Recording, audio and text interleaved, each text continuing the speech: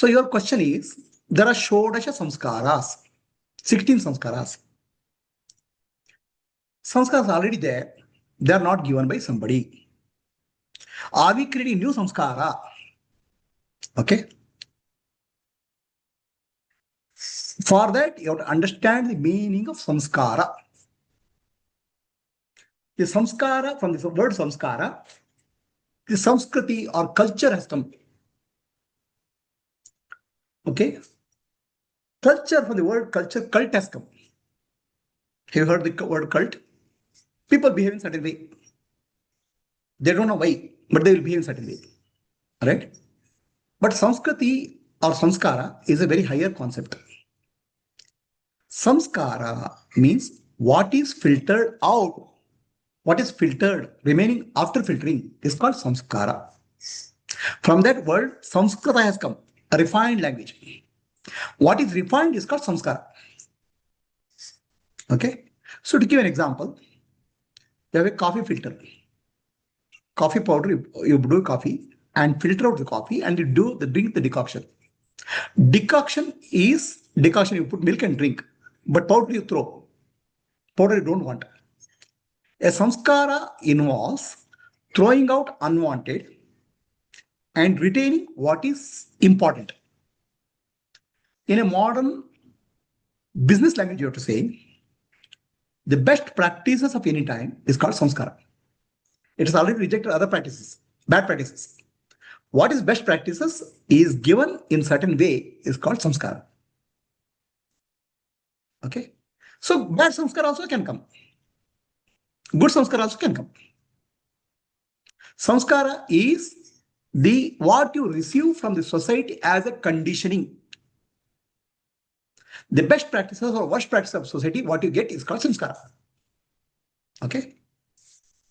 So now, in childhood, what you used to play? What game you used to play? Hide and seek or running. Hide and seek, right?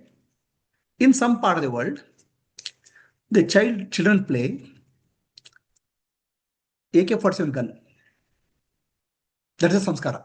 Right from the day one, here people play cricket. Some part of the world, they play gun, shooting. That is a samskara. They don't know anything else. That's what society gives them. Some part of the society, in certain communities, the lot of criminals are born.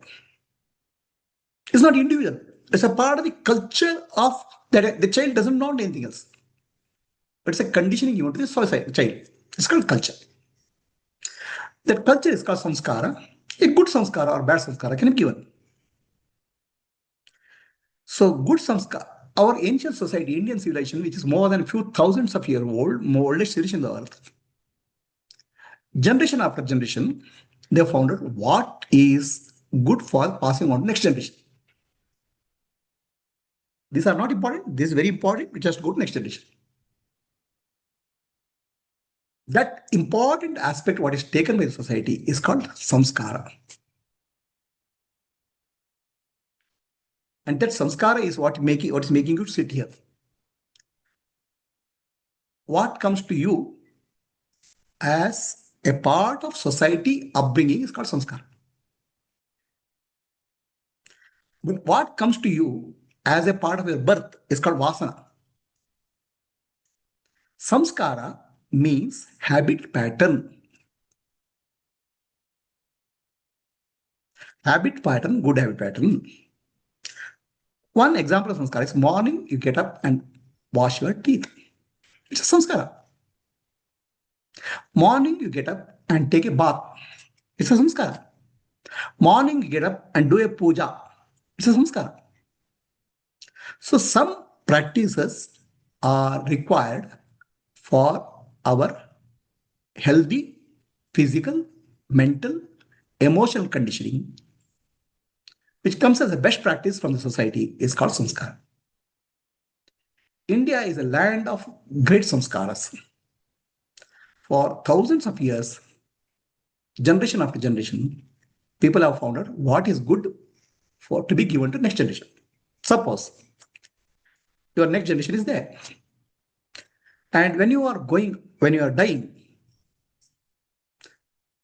you'll try to remember what is best gift to be given to the next generation. That's how the samskaras of society has come. Good samskara. Some society, bad samskara also has come. In Indian society also, there are bad samskaras also. Some good samskaras are there. The good samskara includes the food you eat. The food you eat today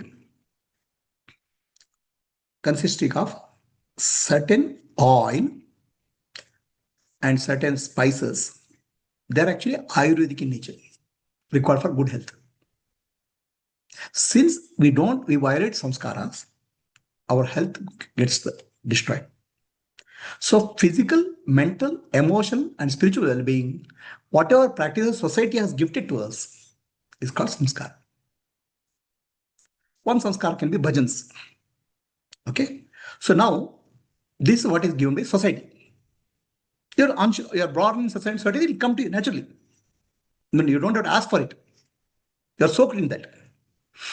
Sanatana Dharma says there are 16 points in child's journey, spiritual journey of human being, where intervention is possible to purify deep-rooted vasanas, impressions. The child is each of soul is born with certain impressions, vasanas. Those deep-rooted impressions you can correct with a good samskara. Intervention can be done. These are the points called Shodasha Samskara. First intervention point, let's say example, Garbhadhana. At the time of conception, father and mother, if they come with a higher consciousness, the child who is born will come out with a beautiful consciousness because that is the seed. This is called Garbhadhana Samskara. So your previous samskara, you may come with some vasanas and samskara, but you get a gift of a new life with a higher consciousness.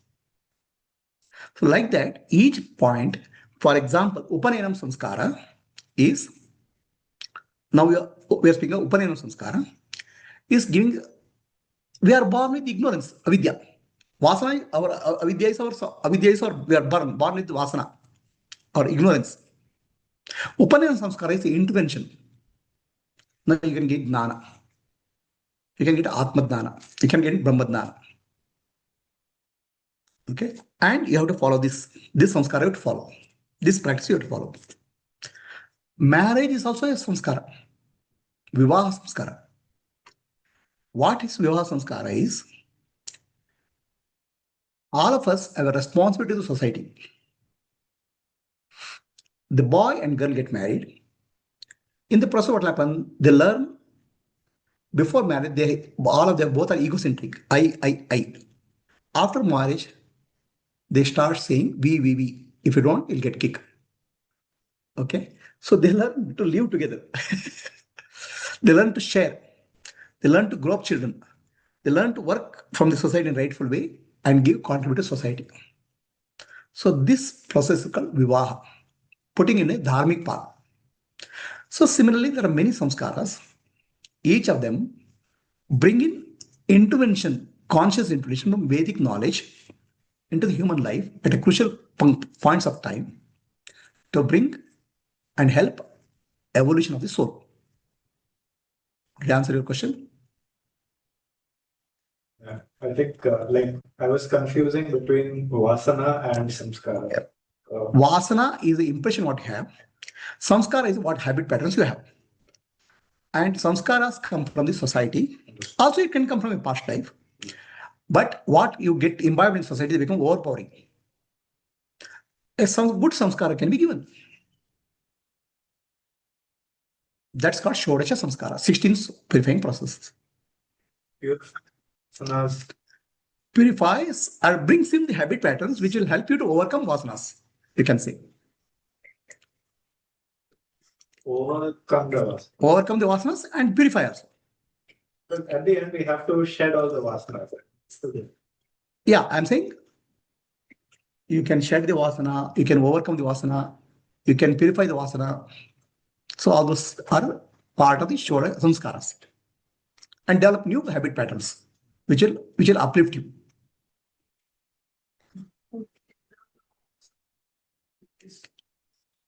Vasana which comes from, what is the example of a vasana which comes from previous life? Okay. In my house, I have two daughters. One daughter picks up, is inclined to art by birth naturally. No, there is no artist in our house. She didn't learn from this environment. Picks up the art like a fish, gets into water, swims in water. I had a religious environment house, but no spiritual environment. But right from the childhood, I picked up spirituality with David teaching me. Where did it come from? It came from my previous vasanas. Is that clear? Another example I'll tell you. Another example typically given in scriptures. A mango seed, right? Mango seed. If you throw into a good soil, it'll grow into a mango tree. Because it's a mango seed built in, mango tree built in. But if you throw into garbage also, it will grow into mango tree. The mango seed has already the potential. The potential which you come to the earth with some good or bad vasanas is called vasanas. That's inherent to all of us. If you look at your life, that will be inherent to all of you. If you look at your life, that will be, you can trace the vasana which has come from past life. Definitely it was not given by your parents. Definitely it was not given by society. It was born inherently in you. Society one can support it or suppress it. So another vasana example I can tell you. Have you seen the tortoise? The mother tortoise will go and lay the eggs in the ocean, seashore, covers with the sand, goes back. The baby turtles are born. They always go towards the ocean. They'll not go away from the ocean. Away from the ocean, they'll die. Who taught them? Who taught them you have to go to ocean? They are not seen ocean at all. They are born in the sand. This is the inherent vasana. So I'm sure each of you look at your life very closely. You'll find a thread in your life which is not contributed by society. That's your inherent vasana. It can be good vasana. It can be a bad vasana. Vasana is what drives your life. Samskara is the habit pattern you cultivate. Am I clear?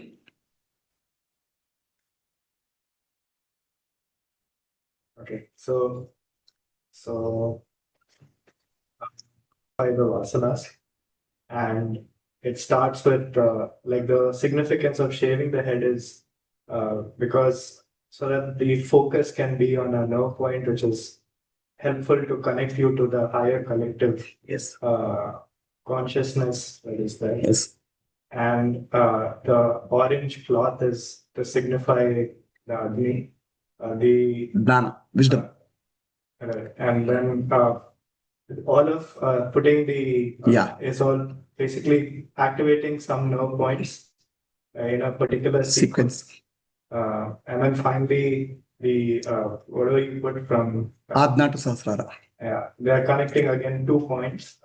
Like what is the significance of these 2 points and how is it different from the point? This point is what is okay, you can ask. Continuation. Okay. This point is called Bindu Visarga.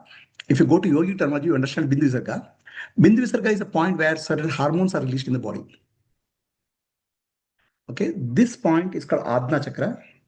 Adna Chakra is the center point for controlling all energies in the body, Shakti.